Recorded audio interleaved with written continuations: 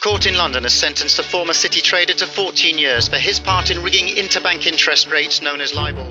From city trader earning millions of pounds a year to sharing a cell with murderers in one of Britain's toughest prisons, Tom Hayes was jailed in 2015 for his role in the Libor interest rate rigging scandal. A decade later, he's fighting to clear his name. I met people in prison who'd been sentenced for less time and they killed people. He spoke to The Standard's court correspondent Tristan Kirk about his remarkable story and why he's taking his fight all the way to the Supreme Court.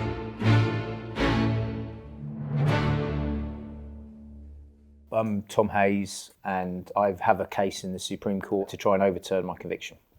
When you were at school, was the sort of maths an area of interest? In terms of maths, I had a fantastic teacher at primary school called Ruth Molden, who was teaching me maths at 6 that I shouldn't have really been learning until I was like 10 or 11 or whatever, you know, Pythagoras' theorem and things like that. And I suppose she sparked an interest. And we had all these maths books, you know, that you would do your homework from.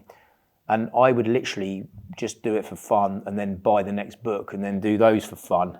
I enjoyed that from a young age. I think there's a bit of a misconception, which is being perpetrated by certain people who want to sell books about me, that I'm some type of maths genius. I wouldn't say that. I mean, look, there are some amazing mathematicians, and I'm a good mathematician, but I'm not anything unique insofar that mathematics is involved. But I mean, it's an area where I like it because it gives me. I feel with maths, it gives me real great certainty. You know, 1 + 1 is 2, 2 + 2 is 4. You know, there's no ambiguity in numbers, which is why I generally, as a rule, from an academic purpose, prefer them to some of the more subjective liberal arts. In trading, you don't get subjectivity. It's a red or a black number every day. You know, it's profit or it's loss. There's nowhere to hide. There's nowhere to say, oh, well, I lost because of this, that, or the other. I mean, the decisions are on you. And so those things bring a fair degree of pressure, I suppose, in the industry. But at the same time, you do away with the ambiguity.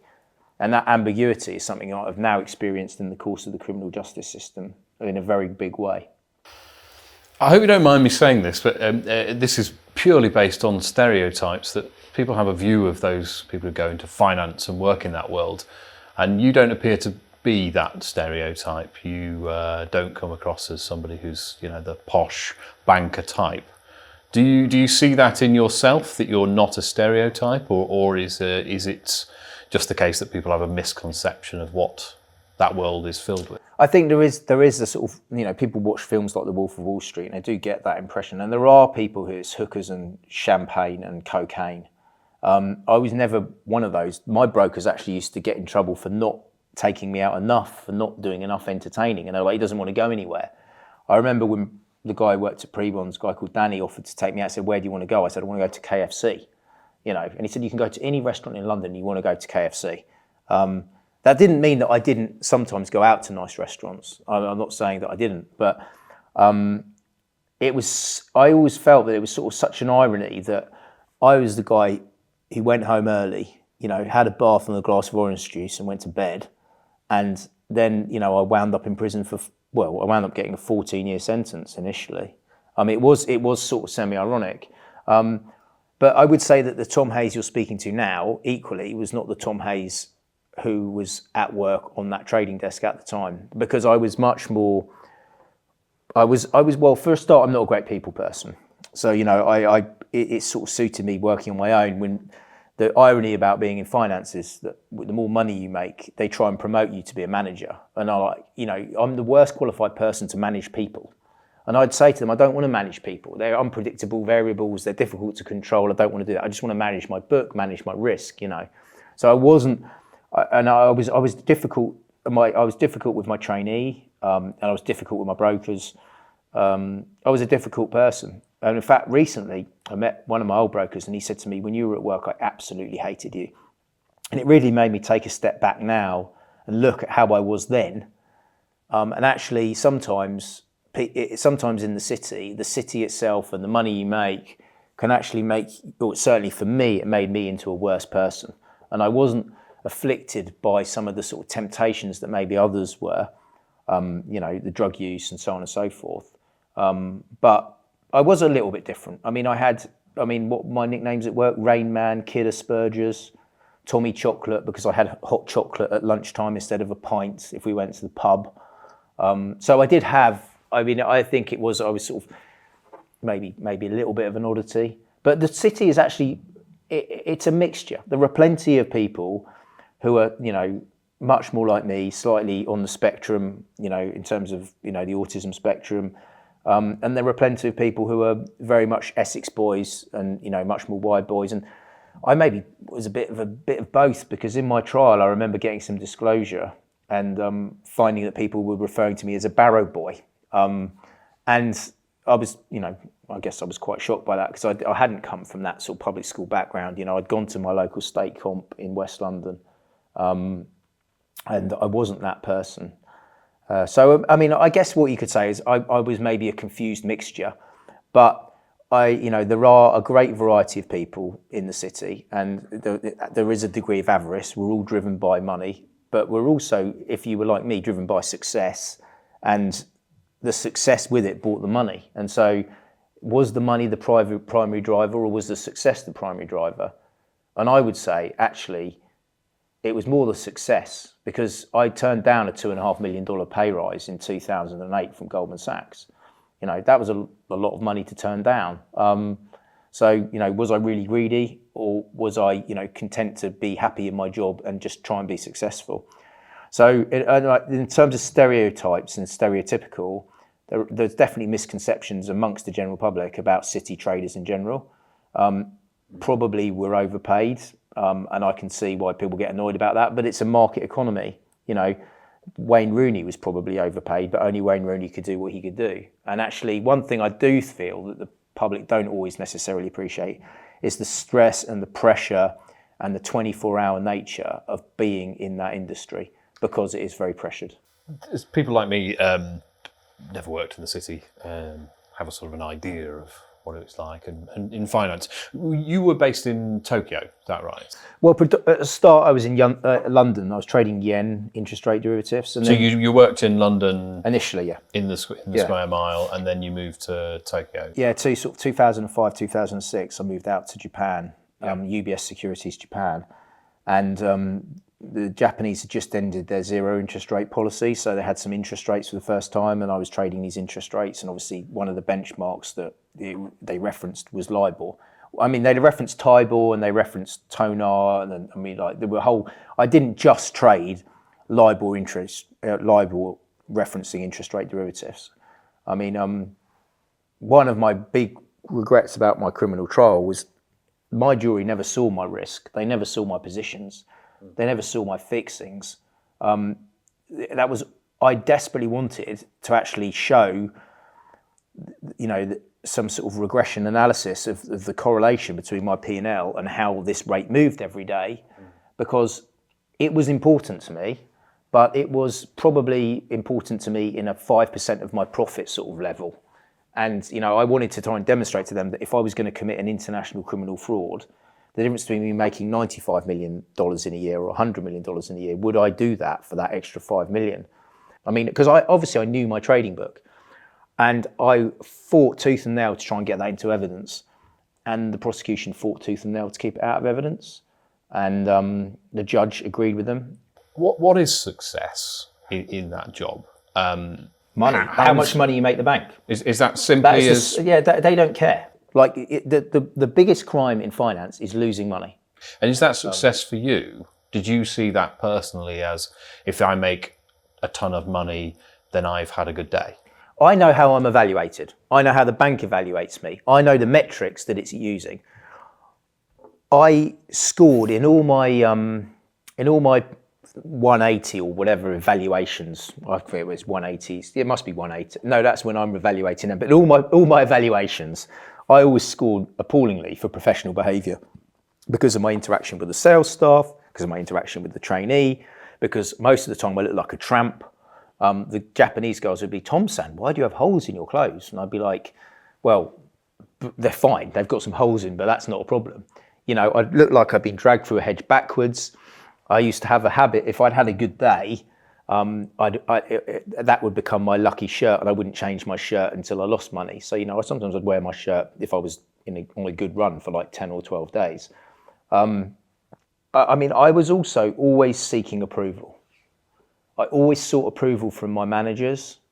I don't mean about everything that I did. Although they were always aware of everything that I did, there was nothing hidden from them at any stage in relation to like the criminal case and actions that might have led to that. But I always wanted approval from my manager.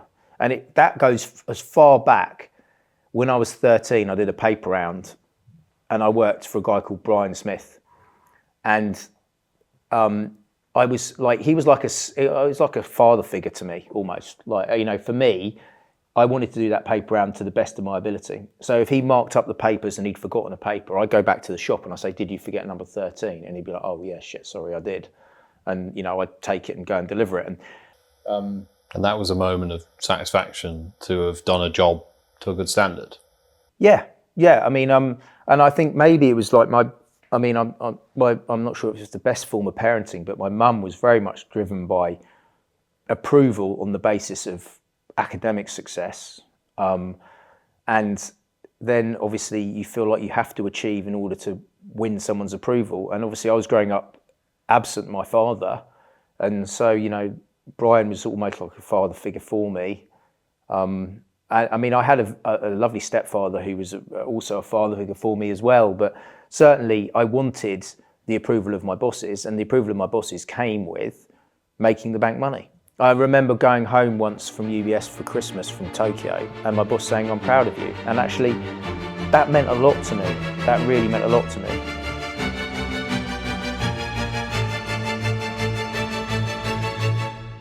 What was the moment when did you first realise or were informed that there might be a problem, that you might be, if I can use the term, in trouble? What was the moment? What did you learn? Right. Okay. So, I suppose the best thing to first is define what you mean by in trouble, because I'll walk you through the varying degrees of trouble that I may or not have thought myself in. So in sort of around mid 2010, an investigation started at work. Some lawyers from New York came over, and I spoke to my boss about it. My ex-wife spoke to my boss about it because she was a corporate lawyer at the time. She was worried that I was going to be in some sort of trouble. He said, "No, it's fine, nothing to see, 1,000 to 1. He's not even going to lose his job." I spoke to the CEO of UBS Securities Japan. He said, "Nothing to see, don't worry about it." So I was sort of sat there thinking, I don't need any lawyer, I'm fine. Despite my ex-wife going, "You need a lawyer, you need a lawyer." I was like, "No, I'm fine, nothing's going to happen." And I sort of went along with broadly, what my bosses thought I should say. And I didn't really think a great deal of it because I wasn't suspended. Any serious investigation in a bank, the first thing to do is suspend you. I'm still trading, making and losing money. I shouldn't be on that desk. If I should be suspended, and I wasn't. Had I been suspended, I might have got that lawyer, but I wasn't. So, this thing carries on until very early September, and then I get a tap on my shoulder at the desk. I get pulled off the desk again. I think, "Oh, great, I've got another interview with these lawyers who don't really understand what they're talking about." But instead, I walked into a room full of important people, including the CEO, who knew everything that I did, was involved, complicit, and I was told I was getting sacked. So I said, "Well, how much are you going to pay me?" And they sent me out of the room for half an hour, came back, and then basically, paid me $3 million in the form of like contractual waivers to go quietly, and gave me a standard reference. And I just thought, this thing's just massive misunderstanding. It will all blow over at some point and I'll go back to work. And I think it was only then, maybe sort of the beginning of 2012, I realised that perhaps this thing was going to continue and it wasn't going to end well for me. Because around that time, the Japanese regulator released its investigation, and basically, it wasn't against the rules, and, there was like absolutely minimal consequences for the banks involved in Japan. They didn't have the whole sort of "let's hang the bankers" campaign that was going on in the States and in the Anglo-Saxon sphere, the UK. But I sort of realised that maybe I wasn't going to just be able to drift back into the industry in the way that I thought I possibly might be able to at one point. And then really, I suppose, even in 2012, when Barclays settled and it became public, I still thought that this at worst was a regulatory matter, not a criminal matter. But that's when the opprobrium really began, and it became really easy political capital for politicians, to try and, there was so much anger over 2008. And although we and me specifically had nothing to do with that, it was a chance to try and get the bankers. And one of the biggest issues, I think, at the time was a complete misconception of what it was we had or hadn't done. Because the investigations had started in 2008, and they were not generally, the investigations generally into Libor by the CFTC, which is the American regulator, and latterly the FCA, had started in 2008. But I wasn't worried because they were into the instances where the banks had actually lied about their borrowing costs. And as traders, we were never involved in actual lies about the borrowing cost. Yes, we wanted the best rate. We wanted the most advantageous rate. So if you had a number of rates to choose from, we'd always say, choose the rate that's highest or lowest or what's best for us. The bank, it was, as the Second Circuit in the US put it, it was inherently an unfair system. It was a conflicted system, and it was a broken system, and the behaviour was systemic. But broadly it worked because some banks needed a high rate, some banks needed a low rate, and they were choosing from their rates. Obviously you have a range of offers available to you in the same way that you have a range of offers to get a mortgage or a credit card or a personal loan. And someone says, where can you borrow money? It's a subjective opinion run by a trade association, governed by a trade association, where they're asking the banks to choose rates that the rates have a fiduciary interest in. And the guy choosing the rate, the submitter, trades the products attached to it. So he has his own pecuniary interest in the matter. But we didn't think we'd done anything. So even in 2008, there wasn't sort of a sense of, oh my God, what we've done is really bad. So basically, we get to 2012, and this thing with Barclays comes out, and suddenly, like, Parliament explodes. You've got people saying these people should be in prison, Ed Miliband. You've got Clive Efford MP saying what they did was akin to treason. You've got various select committee hearings where latterly UBS executives are hauled in front of them. And I think Nigel Lawson's called me a crook of the first order. This is all sub judice as well. Judice, these things should not have occurred prior to a trial. It's absolutely, if you look at Keir Starmer now saying, I can't tell you X about Southport because I'll be in contempt of court. Look what happened to us. Look at the prejudicial things that were said using, parliamentary privilege to basically, these people were discussing subject matter, and I don't mean to sound bad, but they were discussing a subject matter about which they were entirely ignorant. They didn't understand what had gone on. And we as traders had all been told not to talk to one another, and we'd also been told not to talk to the press. So we allowed this false narrative to propagate where the general public thought, I had something to do with sterling interest rates. They'd lost their house because of me. They thought these interest rates had moved around a load because of us. Reality was that by choosing your most advantageous rate, these rates were moving by 1/1000th of a percentage point. And I remember sitting in my trial thinking, you've got Wonga or some payday lender charging people 6,000%. And then, we're arguing over whether yen 3-month Libor moved by 1/1000th of a percentage point because of me saying, can you choose a high rate or can you choose a low rate? And it was so disproportionate. But we were the targets of basically 2008 and that requirement. The witch trial, you need to find someone to blame. And I'm very conscious now that in society, in big institutions within the state, that often there's a requirement to find that individual to blame or find a group of individuals to blame, because people like to blame somebody for something. And nobody really got blamed for 2008. And there was a sort of lacuna of accountability, and there was rightful anger about that, but they looking in the wrong place.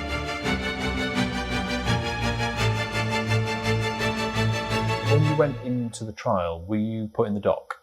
Yeah, I gave evidence for 2 weeks. I was the only witness for the defence. Sorry, no. Were you in the dock, or were you allowed to sit behind your lawyers? Oh no, I sat next to my lawyers, but largely because of my Asperger's diagnosis. That was the one thing that my trial judge allowed, which was something that the prosecution had argued against. And that was about the only legal ruling we won. But in the end, it wasn't material at all, because actually the directions were far more material. And I'm presuming that when it came to the sentencing hearing, you were in the dock at that point. The way my sentencing was carried out was, again, really atypical. I mean, most people in my position are given a week to sort out their affairs, to go home, to say goodbye to people. You know, I was on bail for 2.5 years. My jury came back a week of deliberations, and I remember on the Saturday and Sunday, I'd actually looked at booking a holiday because I was convinced it was going to be a hung jury, or possibly I might be acquitted, but I didn't think I was going to be found guilty as late as the day before. Then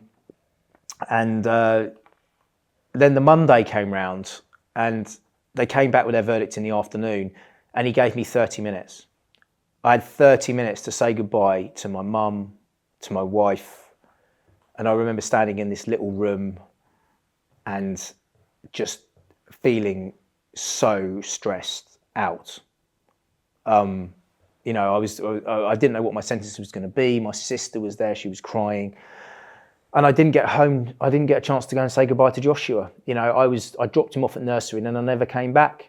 And the poor kid got massive anxiety problems because his mum told him that I'd done something at work. And so then he thought he got sent to prison for doing something at work. He wouldn't go to sleep until she got home from work every night. But that sentencing was cruel. It was cruel in the way that he did it. You know, it was cruel in the sentence itself. He said to me in his sentencing remarks, "As for mitigation, I see none. It's not important that your managers condoned, encouraged and instructed you to do this." I thought, well, that is importance. The idea I had no mitigation was laughable. He said, "The maximum sentence for this offence is 10 years, which is widely considered to be too short." And I was thinking, widely considered by whom to be too short? By you, maybe.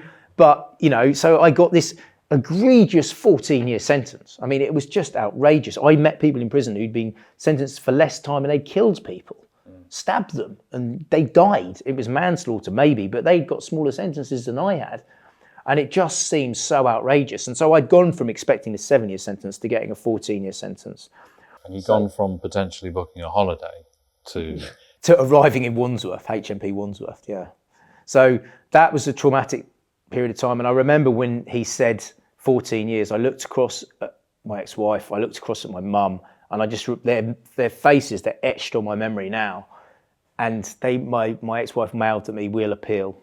So using hindsight, because that's all we can do, is there anything that you look at the trial, the actual criminal trial that you had, is there anything that you wish you'd done that you didn't do that, you know, might have turned this in a different direction? Well, I think I mentioned my profit and loss earlier, which I became absolutely obsessed by because I just didn't understand how I could be in a fraud trial with no money and no victims. It was the most bizarre thing ever. But primarily, I think the way I presented to the jury, I was so angry about what happened to me. I was, you know, and that made me sort of an angry witness and a defensive witness and not a very likeable witness. I mean, I was on trial on my own. I wished that I'd joined up with my co-defendants who were all acquitted at a subsequent trial. Yes.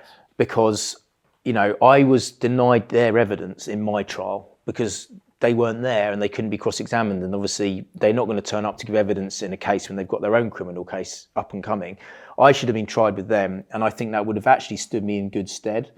Was that something that, was that your decision? Or it was my decision. My solicitor at the time wanted me to join, and I didn't, and that was a big mistake. The way I presented to the jury, not joining up with my co-defendants, you know, a lot of things are out of my hands. A lot of the legal rulings are out of my hands. A lot of the, you know, the evidential, factual things that were available to the jury were out of my hands. I had the hardest job because I was the first, and also it was the biggest deal for them because it was all the media attention was on it in a way that it wasn't really so much in the subsequent trials. There was some, but nothing like mine. And so, yeah, I wish maybe I'd been more human in front of the jury. I don't think I came across as a sympathetic figure. I came across as an angry person, and also I don't think that I've over the years become better at articulating this case to people, you know, as in explaining it to people who are lay people in effect. And I can look back and wish I'd given evidence in a slightly different way.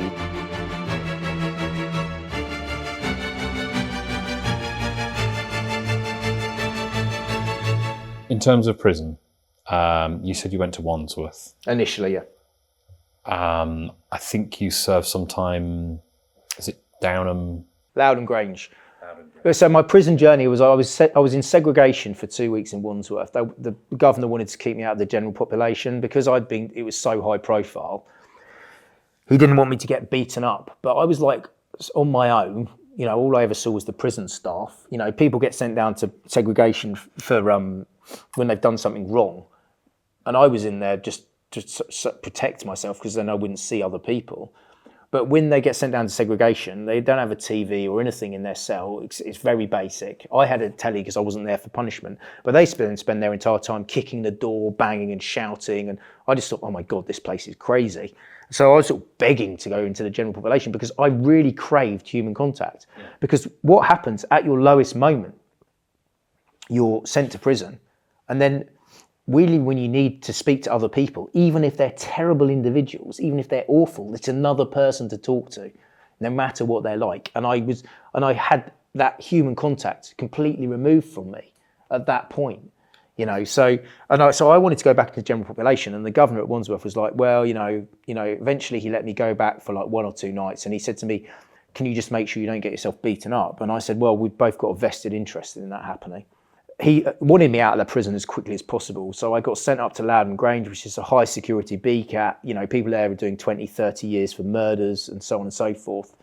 I wasn't there that long, and I then got shipped back down to Belmarsh for my proceeds of crime hearing. So then I spent 8 or 9 months in Belmarsh in a one-person cell, but with 3 of us in a one-person cell. I was in with 2 Jamaican guys who had assassinated someone with a Mac-10 machine gun. It was them and me in this 3-person cell. In the same cell together? Yeah. Like 23.5-hour bang up. Sort of only one of you could stand up in that cell at the time. It was really brutal, Belmarsh. You cannot, in prison, judge people by what they're in for, because otherwise you wouldn't speak to anybody. And nobody wants to be judged by the worst act in their life.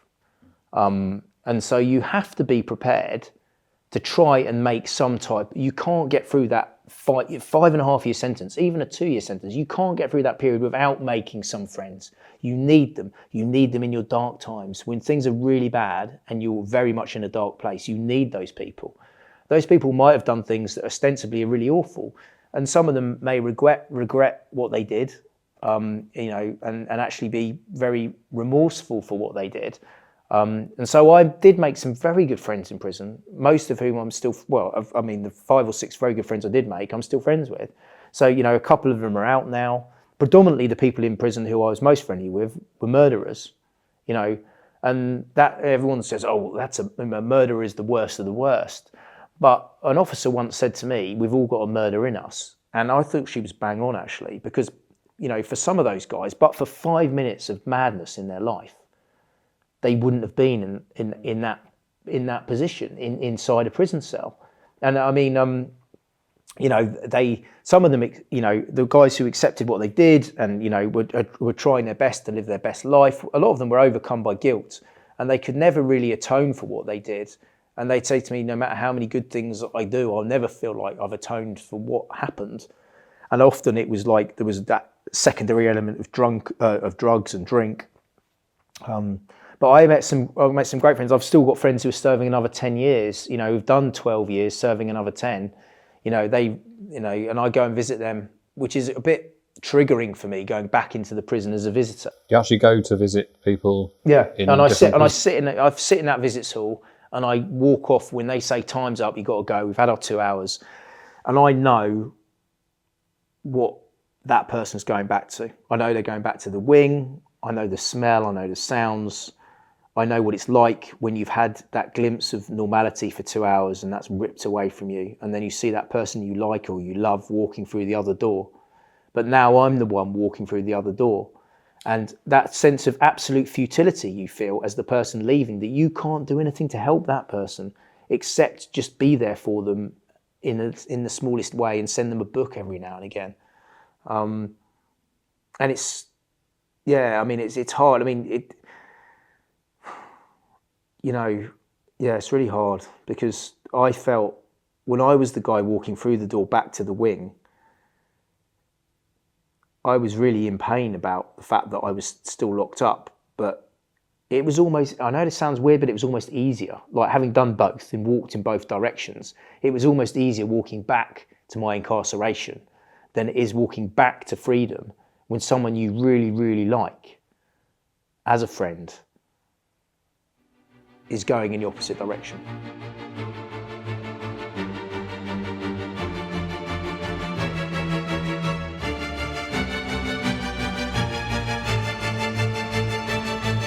Since you've come out of prison, you're no longer married. Is that right? No. My wife left me in open prison the second time I got to come home. So the first, I came home once for 2 nights, and then I came back a month later for another 2 nights. And she said she wanted a divorce. So we were separated for a couple of years, no fault divorce, and yeah, we sadly split up. Yeah. Yeah. I mean, that must be tough to have that happen to you when, obviously it's something you don't think you've done anything wrong. And I mean, I'm presuming that it's a large factor in all of this is the prison term that you served. Well, the circumstances, I mean, it's a strange divorce because it was victim of circumstance in for so far the trauma that was put through and the pressure that put on the marriage. We ceased to become partners in the normal sense of things. I was solely reliant on her, and I think she fell out of love with me, and it was an amicable divorce insofar that I didn't want it to happen, but it wasn't bad tempered. And she'd fought and written a lot of my appeal papers for me during that course of time. I think it was a crushing thing for me because I always thought I'm going back to my home, I'm going back to my son, I'm going back to my wife. Before I was sentenced, she said to me, don't hurt yourself, don't kill yourself, don't do anything stupid because you're going to come out to a wife, you're going to come out to a home, you're going to come out to your son. And so that was my beacon of hope throughout that dark period, that's what I was coming out to. And then suddenly when that happened, with about 15 months of my sentence left, I had this new reality. What good things have you found in the last 3-4 years since coming out of prison? You've been battling this case, but what have you been doing to sort of rebuild that life that you had before? Well, rebuilding relationships with my son was like one of the biggest things. The joy of just taking him to the park and kicking a football. I can't travel overseas, but just going down to the beach in St Ives, feeling the sand underneath my feet, seeing those crashing waves, creation's such an amazing thing, reconnecting with creation. I saw Stella Assange talking about Julian and how he wanted to reconnect with nature. When you've been stuck in a concrete box for 5.5 years, you do want to reconnect with nature. So that's been very healing. Building up my relationship with my son, forcing him against his will to come and watch QPR lose every week has been quite a bonding exercise. You go every week? If I can, yeah, home and away. I'm a bit obsessive about it.